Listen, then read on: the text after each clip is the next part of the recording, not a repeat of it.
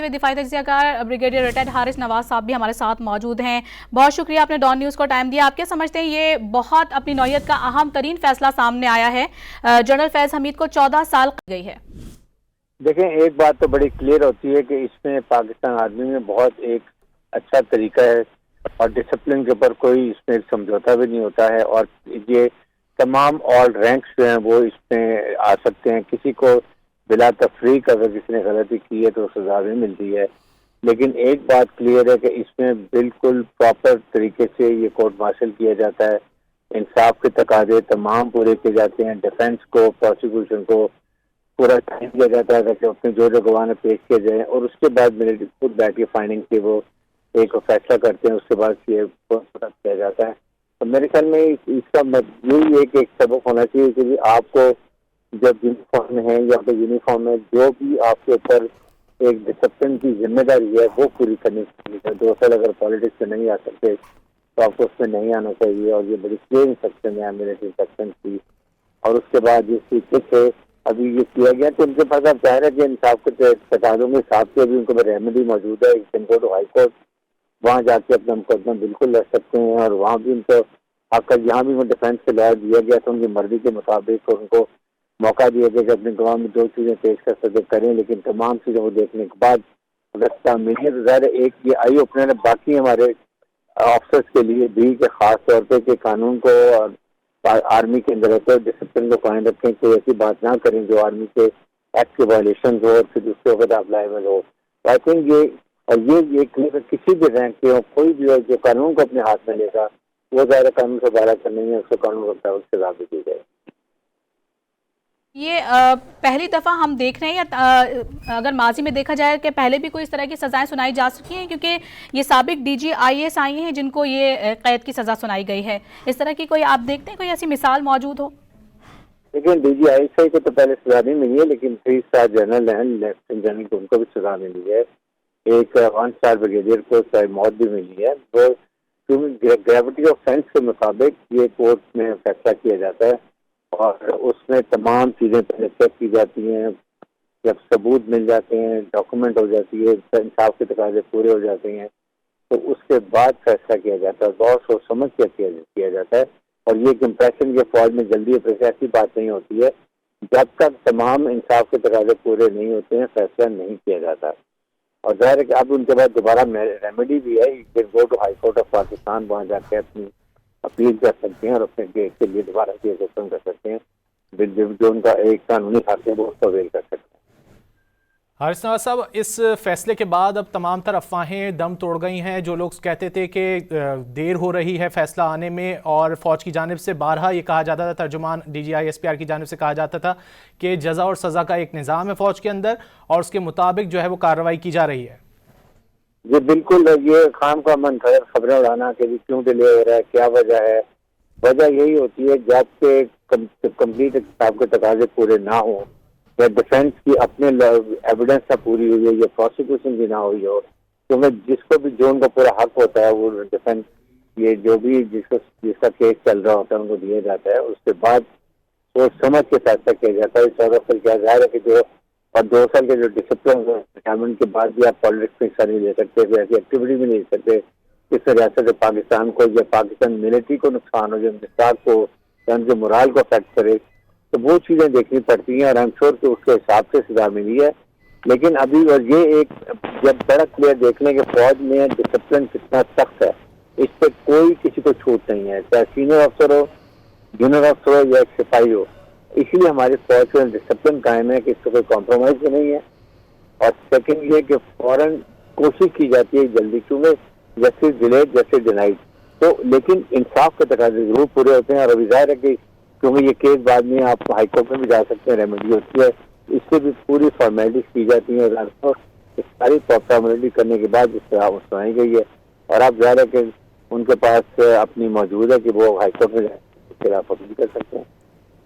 अच्छा हारिस नवाज साहब, हमने देखा है कि इस दौरान ये 15 महीने तक ये केस का सिलसिला जारी रहा। इस दौरान तमाम तर कानूनी हुकूक भी इनको हासिल थे, अपनी मनपसंद दिफाई टीम भी फराहम की गई, उसके बावजूद भी अपने दिफा में कुछ साबित नहीं कर सके। अब जबकि ये अपील करते हैं तो आपको लग रहा है कि कुछ आसानी हो सकती है इनके लिए?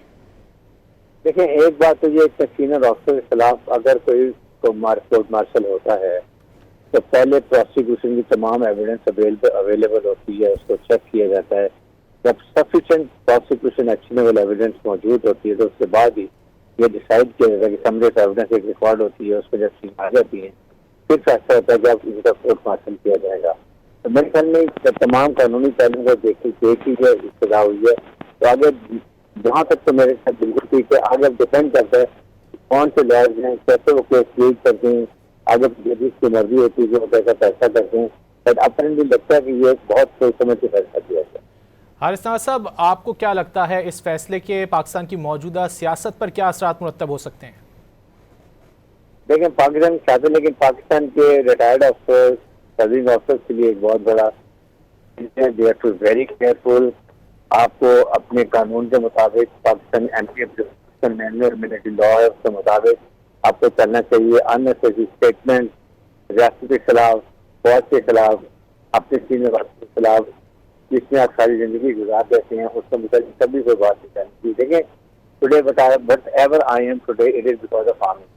और जो मुझे रिस्पेक्ट है, जो भी मैं इस कंडीशन में हूँ, ये फौज है और हमने जाहिर है कि पूरी जिंदगी फौज में दी है, तो इसलिए अपने घर की ओपन ड्राइव नहीं करनी चाहिए। It is not desired.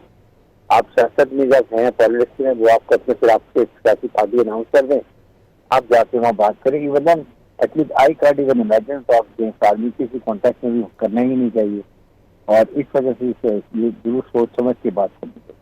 Haris Nawaz साहब, इस फैसले के बाद आप नहीं समझते कि उस मौक़िफ़ पर जो फ़ौज का जो है वो मोहर जो है वो सख्त हो गई है कि पाकिस्तान की फ़ौज को जो है वो किसी भी किस्म की सियासत में ना घसीटा जाए? आपके सामने देख लें, ये भी है, साथ अभी आदिल राजा पे भी देखें केस का कि जो सजा हुई थी उसका इम्प्लीमेंटेशन के ऑर्डर्स आ गए हैं।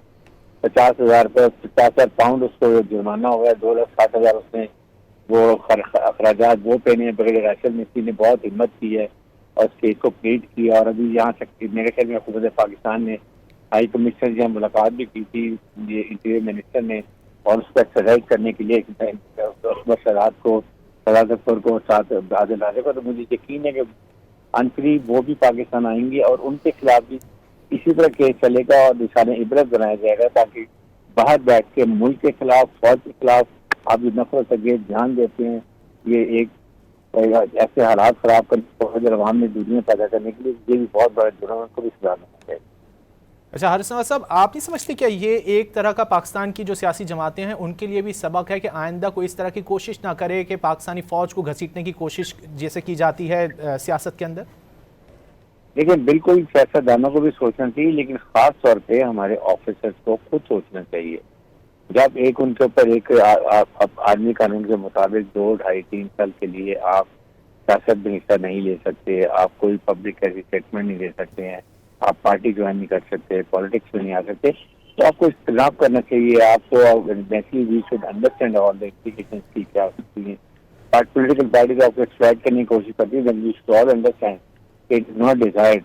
इस लिहाज से भी मेरे ख्याल में अब ये it is lesson for all of us including myself के लिए हमें इन चीज़ों का ख्याल रखना चाहिए।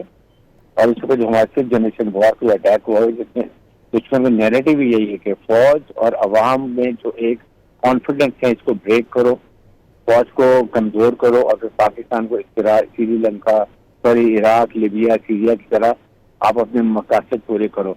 तो चूंकि पाकिस्तानी मुसल्लह अफवाज ने देख लिया दुश्मन है कि हमने फौज ने, जब तक फौज स्ट्रांग है, आपके सामने मार्केट ने इंडिया को बता दिया कि हमारी फौज क्या कर सकती है, हम प्रोफेशनली कितने कॉम्पिटेंट है।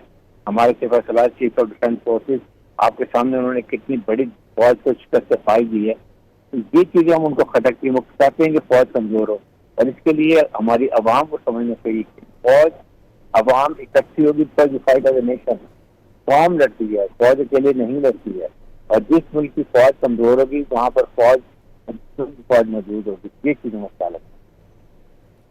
अच्छा हारिस नवाज साहब, बिल्कुल आपने वजह फरमाया। आप क्या समझते हैं कि फैज़ हमीद का जो कोर्ट मार्शल हुआ था उसको लेकर हमारे पड़ोस में भी काफ़ी ज़्यादा वावेला मचाया गया, सोशल मीडिया और जो हैंडलर्स थे उन्होंने भी काफ़ी ज़्यादा प्रोपेगेंडा किया था इस चीज़ों को लेकर, लेकिन अब जबकि ये फैसला सामने आया है, अब आप क्या समझते हैं कि क्या कोई नसीहत है उनके लिए?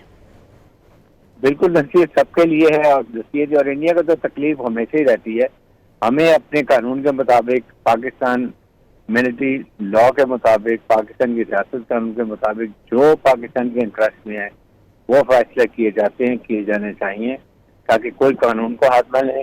और खास तौर पे मिलिट्री के अंदर भी वेरी केयरफुल, क्योंकि मिलिट्री के अंदर it's a question of moral of troops. आप अगर इस तरह की हम बात करेंगे जिससे ट्रुप्स के मोरल को फर्क पड़े, ट्रुप्स की ताक को नुकसान करे, दुश्मन की हम चाहे हम इनएडवर्टेंटली भी हम अगर नैरेटिव को फॉलो करें ये भी नुकसान दे। इसलिए हम सबको सोचना चाहिए, और ये जो कुछ बात पॉलिटिशियन वो आपके सिचुएशन को एक्सप्लॉइट करते हैं, हमें वो भी समझना चाहिए कि कौन सी चीज हमारे लिए बेहतर है, कौन सी चीज से हमारी फौज का जो रेपुटेशन खराब होगी उसको हमें बहुत एहतियात से लेकर चलना चाहिए। हारिस नवाज साहब, इस फैसले के बाद आपको लगता है कि इस तरह की मजीद कार्रवाइयाँ भी सामने आ सकती हैं? क्योंकि हमने देखा है कि सियासी जमातों का ये भी मौक़िफ़ है कि साबिक़ आर्मी चीफ जो हैं वो भी सियासी सरगर्मियों में मुलव्वस पाए गए, तो उनके खिलाफ भी कार्रवाई होनी चाहिए। देखिए, इसके साथ अभी और भी कोई ऑफिसर्स हैं जिनके ये एविडेंस इकट्ठी हो रही है या हम नॉट श्योर उनके कोर्ट मार्शल हो रहे हैं, और वो भी कुछ ऑफिसर सिक्योरिटी एजेंसीज के हैं जो उस पर शामिल थे, और हो सकते थे उनके भी डिसीजन कुछ अच्छे के अंदर आ जाए। क्योंकि तो हमने अगर अभी तक केस फाइनल नहीं हुए तो उनको भी पूरा हक दिया जाता है कि ताकि वो इंसाफ के तकाजे पूरे किए जाएं, और उसके बाद रोते तो वो भी अनाउंस करेंगे।